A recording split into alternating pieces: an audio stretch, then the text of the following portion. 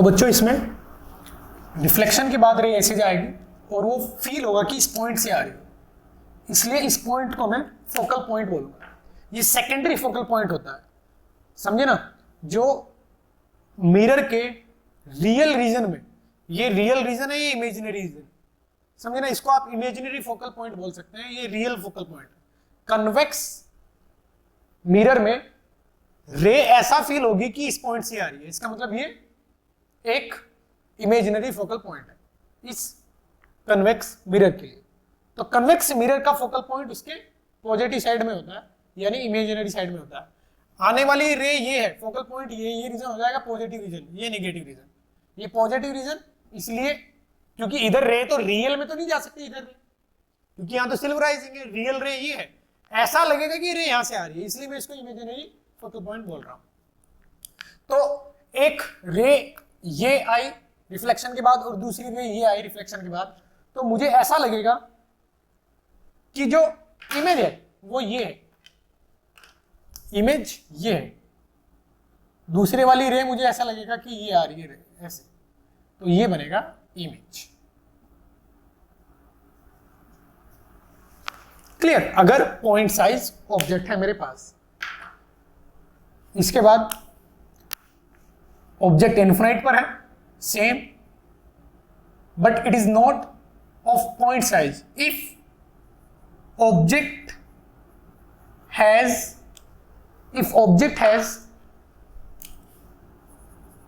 Size, अगर object का size है,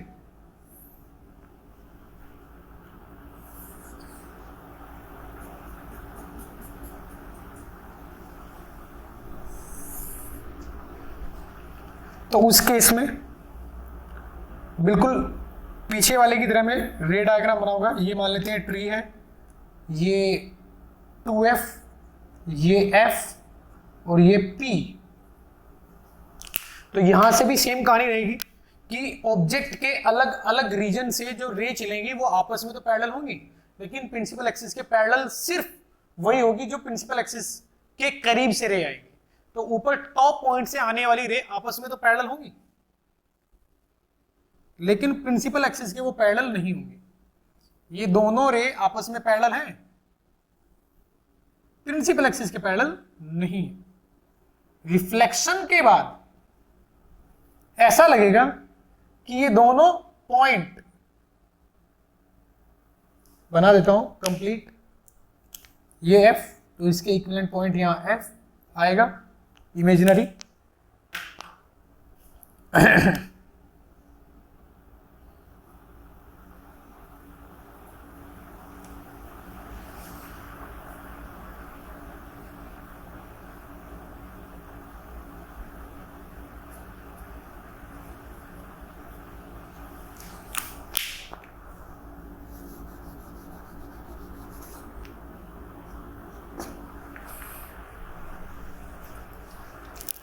Let me think.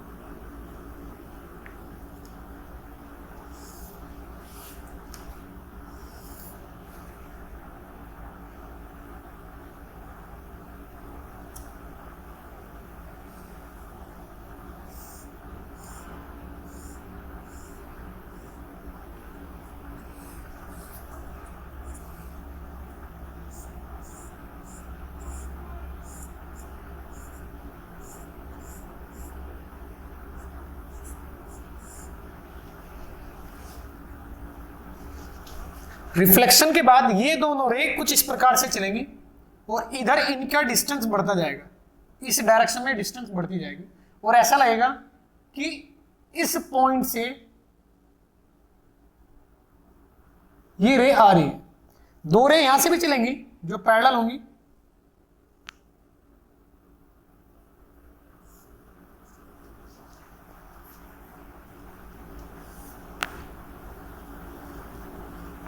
वो ऐसा लगेगा कि यहां से आ रही, तो यानी बॉटम पोर्शन का इमेज यहां बनेगा और टॉप पोर्शन का इमेज यहां बनेगा।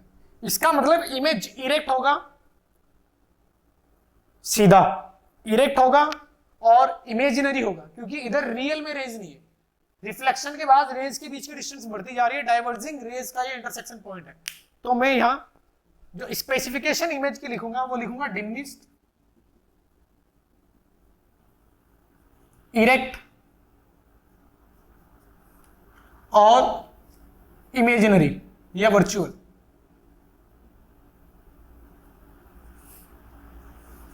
ऐसे में लिख दूंगा, समझे। अब इसके बाद ये फर्स्ट पॉइंट है, फर्स्ट पॉइंट के बाद सेकंड पॉइंट। सेकंड पॉइंट क्या होगा? Object is near to C यानी 2f। Object is near to 2f but away from p।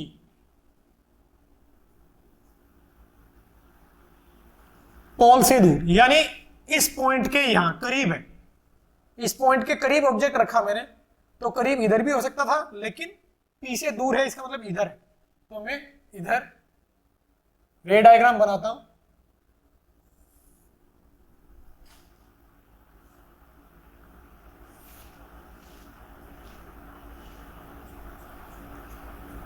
Convex mirror,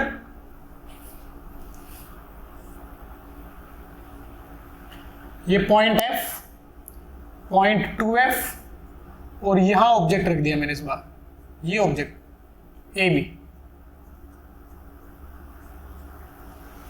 clear? ये AB ऑब्जेक्ट है। अब इससे फिर आप दो रे ऐसे चलाओगे जो रिफ्लेक्शन के बाद आपको पता हो कि रिफ्लेक्शन के बाद उनका पाथ क्या होने वाला। तो एक रे तो parallel to principal axis,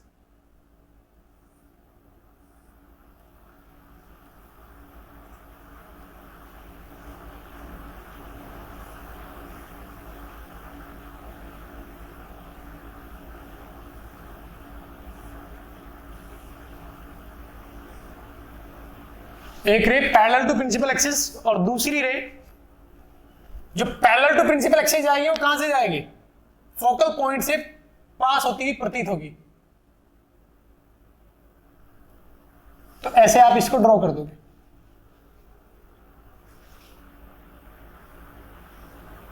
clear? दूसरी रे आप फोकल पॉइंट से पास करें,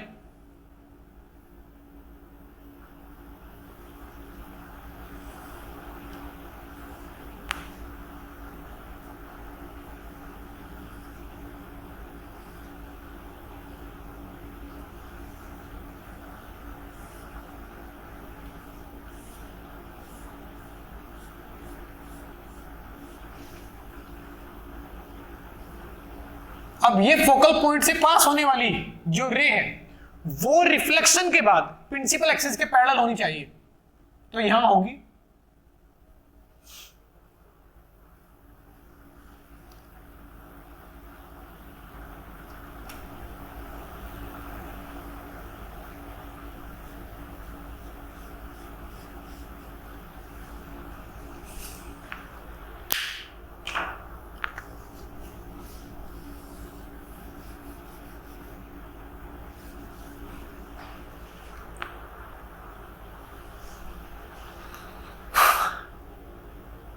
एक मिनट जस्ट सोचने दो, कुछ सोच रहा हूं मैं।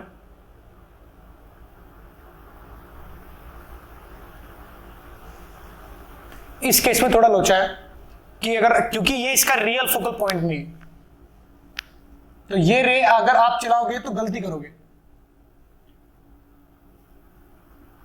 फोकल पॉइंट रियल इस मिरर के लिए इधर है, मतलब इस मिरर का जो फोकल पॉइंट है वो इमेजिनरी होता है, जो कि हमें राइट साइड में मिलेगा F। तो ऐसा नहीं है कि अगर आप रे इससे चला दोगे तो पैरेलल हो जाएगा, ऐसा नहीं है, वो गलती हो जाएगी, समझे ना। क्योंकि ये सिर्फ इस केस में, कन्वेक्स मिरर के केस में, ये सिर्फ एक डिस्टेंस है F, समझे ना। ये सिर्फ एक डिस्टेंस है, फोकल पॉइंट ये है, क्योंकि ये आने वाली रेस को यहां फोकस करेगा, तो ये फोकल पॉइंट है। डिस्टेंस ये भी F ही होगी, अलग बात है, लेकिन फोकल पॉइंट ये होगा, समझे।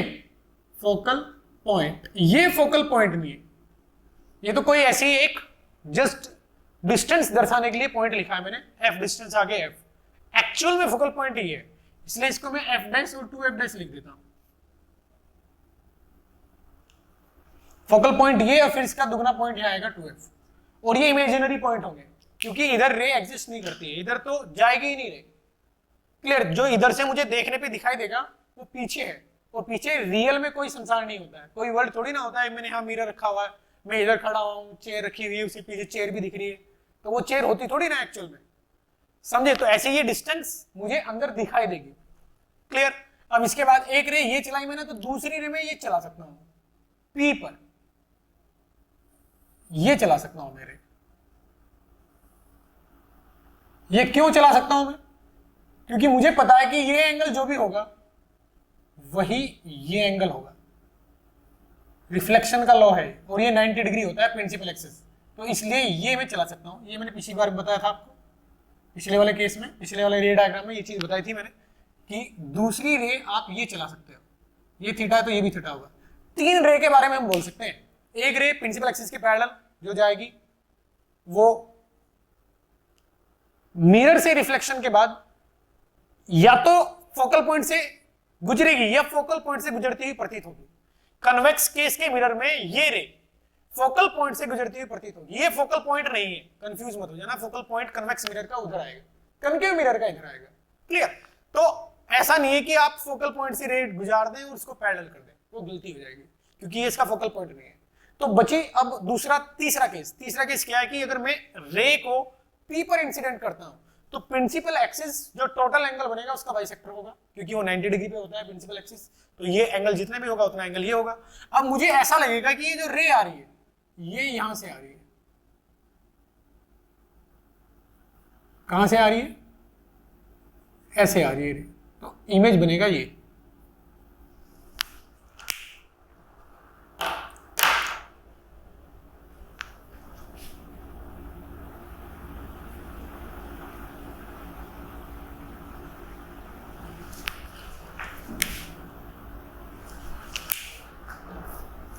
इमेज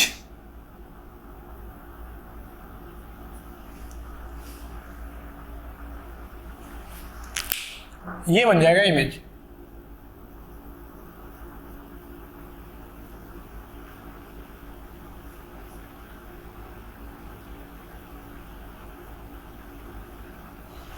ये ए बी और ये ए डैश बी डैश। क्लियर? अब इसको आप 2f पे रखेंगे।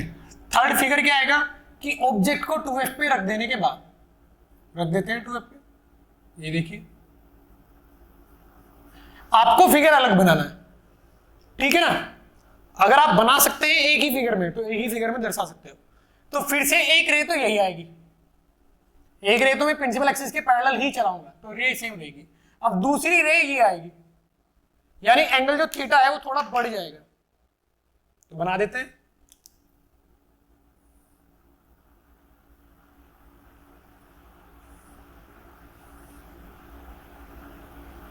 ये बना दिया।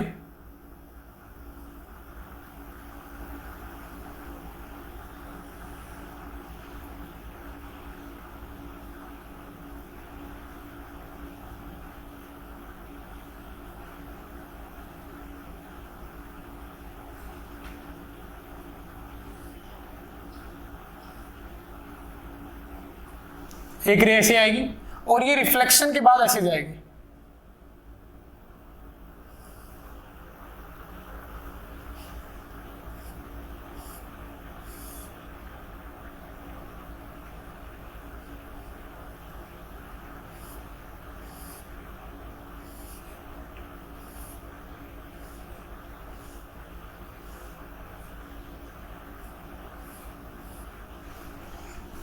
तो अब आपको रे थोड़ा ऐसा फील होगा कि यहां से आ रही है,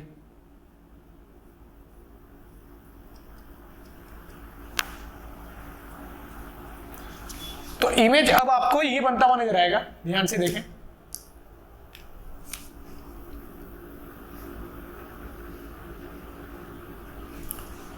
थोड़ा और आगे करोगे, माइक देख लेता हूं, शायद ये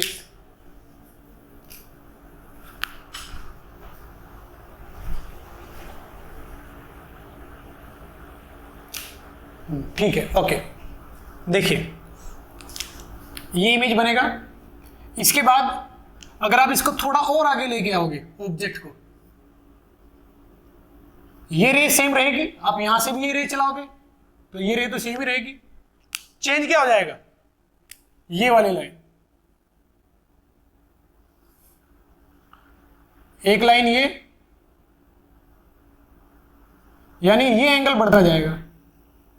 अब एंगल ये हो जाएगा, सबसे बड़ा एंगल ये।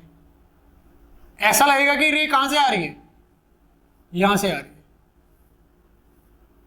तो अब इमेज यहां आएगा। तो यानी जितने भी पिछली बार मैंने आपको 6 केस बताए थे, वो सारे केस आप यहां ऐसे पाएंगे। इमेज आगे जाता जा रहा है अपोजिट सेंस में, ऑब्जेक्ट आगे, इमेज पीछे। और आप स्पेसिफिकेशन लिख सकते हैं, हर बार इमेज क्या आ रहा है, वर्चुअल मतलब इमेजिनरी, इरेक्ट, डिमिनिश्ड। अभी तक, कब तक, जब ऑब्जेक्ट 2f के पास पोल से दूर, 2f पर, 2f से आगे, f से पीछे, समझे ना, f से पीछे डिस्टेंस और 2f से आगे यानी यहां।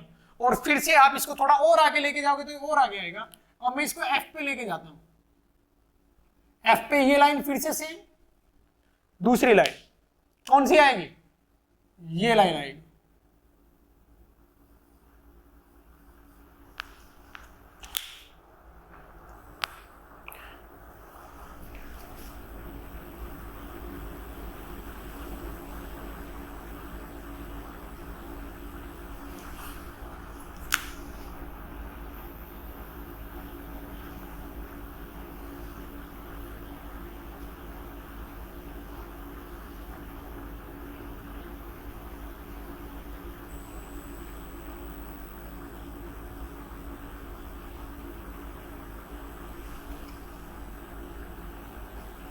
एंगल बढ़ा दिया तो यहां से भी थोड़ा एंगल बढ़ जाएगा।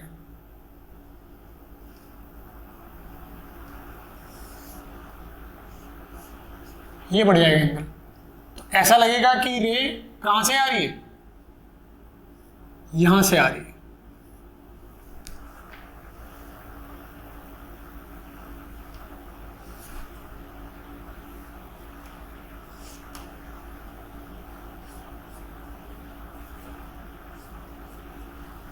ये वाली रे यहां जाएगी तो ऐसा लगेगा कि रे यहां से आ रही है।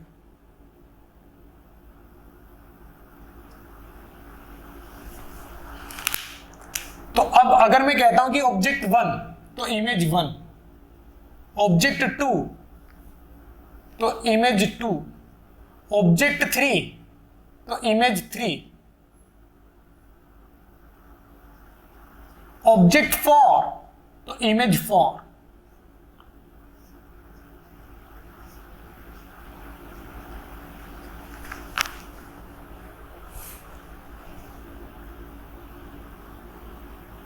अब आप कहोगे सर फोकल पॉइंट पे आपने ऑब्जेक्ट को रख दिया, इमेज तो इनफाइनाइट में बनना चाहिए था, लेकिन ये इस लेंस का फोकल पॉइंट नहीं है। समझे मेरी बात, ये इस इस मिरर का ये पॉइंट फोकल पॉइंट नहीं है, ये सिर्फ एक डिस्टेंस है फोकल लेंथ जितनी। फोकल पॉइंट ये है। तो क्या आपने यहां ऑब्जेक्ट थोड़ी ना रखा कि इमेज कहां बनना चाहिए था, इनफाइनाइट। क्योंकि जब आप ऑब्जेक्ट इनफाइनाइट पे रखते हो तो इमेज फोकल पॉइंट पे बनता है। अगर आप ऑब्जेक्ट फोकल पॉइंट पे रखेंगे तो इमेज इनफाइनाइट पे बनना चाहिए। ये बात बिल्कुल सही है। अगर आप ऑब्जेक्ट फोकल पॉइंट पे रखते हो तो इमेज इनफाइनाइट पे बनना चाहिए। तो कुछ लोगों के दिमाग में ये आ रहा होगा कि सर आपने ये ऑब्जेक्ट फोकल पॉइंट पे रख दिया तो इमेज इनफाइनाइट पे क्यों नहीं बन रहा है। नहीं बनेगा भैया, ये इसका फोकल पॉइंट नहीं है, इसका फोकल पॉइंट तो ये है, ये तो जस्ट एक डिस्टेंस है, क्लियर, जो कि फोकल लेंथ के बराबर है। अब इसके बाद आप फिर से आगे बढ़ाओगे, ये लेंथ एकदम सेम रहेगी। अब क्या होगा, ध्यान से देखें,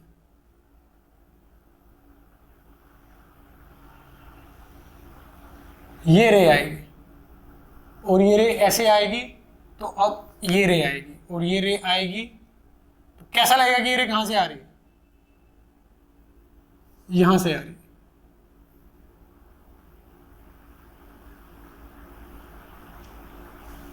तो इमेज हमारा ये बनेगा, यानी कन्वेक्स मिरर के केस में हमेशा इमेज इरेक्ट बनेगा, वर्चुअल बनेगा, डिमिनिश्ड बनेगा। जब आप इस ऑब्जेक्ट को बिल्कुल करीब लेके आ जाओगे तब आप ये बोलोगे कि इरेक्ट, इमेजिनरी और इक्वल। आई बात समझ में? हमेशा पीछे बनेगा और एफ और पी के बीच में बनेगा। एफ पर तब बनेगा जब ये ऑब्जेक्ट इनफिनिट में हो जाएगा। क्लियर? तो ये फिगर आप बड़े अच्छे से समझे और इसको ड्रॉ करें। इसमें ये पॉइंट आपको पता होना चाहिए कि ये फोकल पॉइंट इधर है, इधर फोकल पॉइंट नहीं है। क्लियर? तो इसमें एक स्पेशल केस है जो मैं आपको सिखाने जा रहा हूं, ध्यान से देखेंगे। स्पेशल केस क्या है?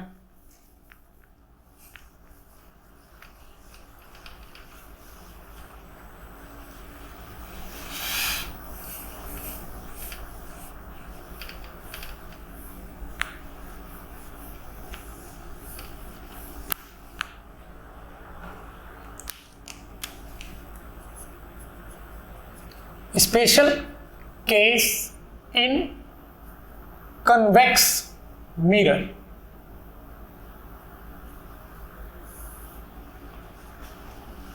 वर्चुअल ऑब्जेक्ट,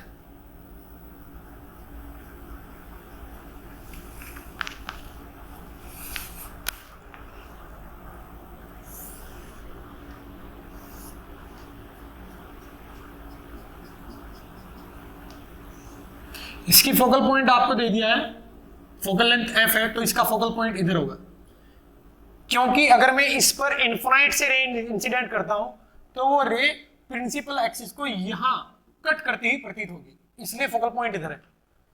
दोबारा फिर बोलता हूं, क्योंकि यदि इस सिस्टम पर मैं प्रिंसिपल एक्सिस के पैरेलल रे इंसिडेंट करता हूं तो रिफ्लेक्शन के बाद ऐसा लगेगा कि वो रे प्रिंसिपल एक्सिस को यहां कट करती है, इसलिए ये इसका फोकल पॉइंट है।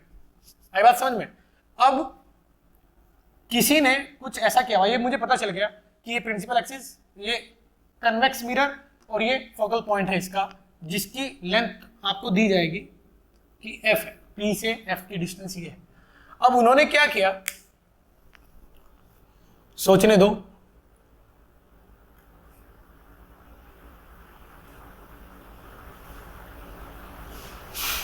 कुछ ऐसा अरेंजमेंट दिया हुआ है उन्होंने कि एक रे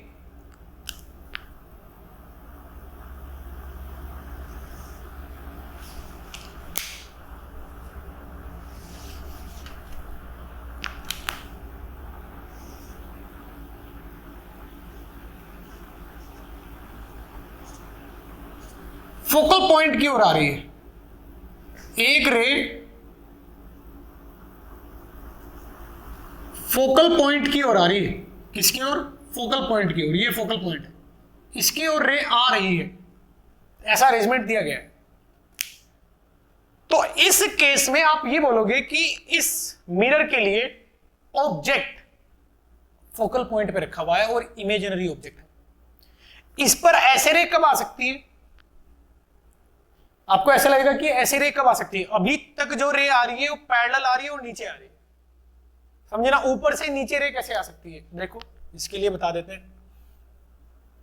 ऐसा नहीं है कि सर एक ऐसा कर देते हैं कि यहां ऐसे ऑब्जेक्ट रख देते हैं तो एक रे ऐसे आएगी। नो डाउट ऐसे रे आ सकती है, वो रे आने के बाद पैरेलल चलेगी।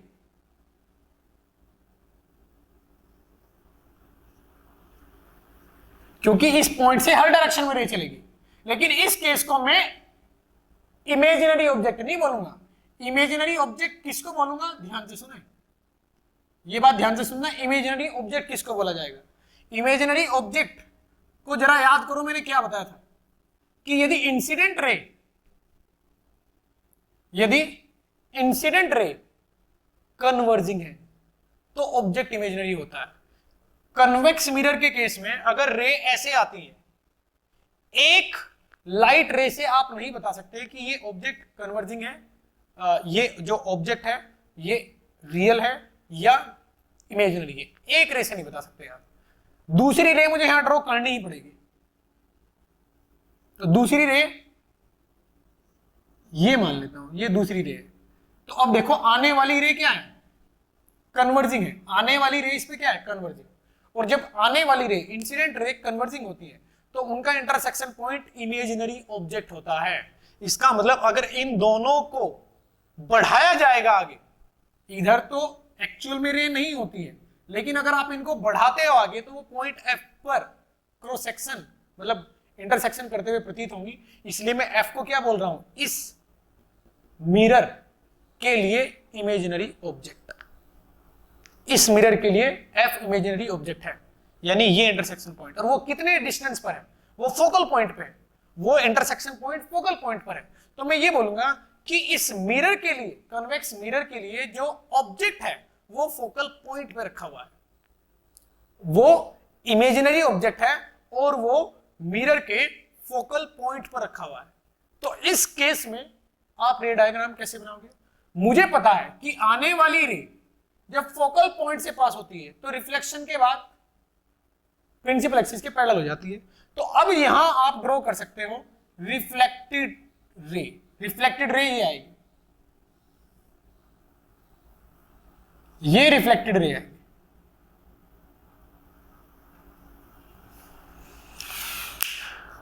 आई बात समझ में, क्लियर। तो आने वाली रिफ्लेक्टेड रे दो हैं, एक तो ये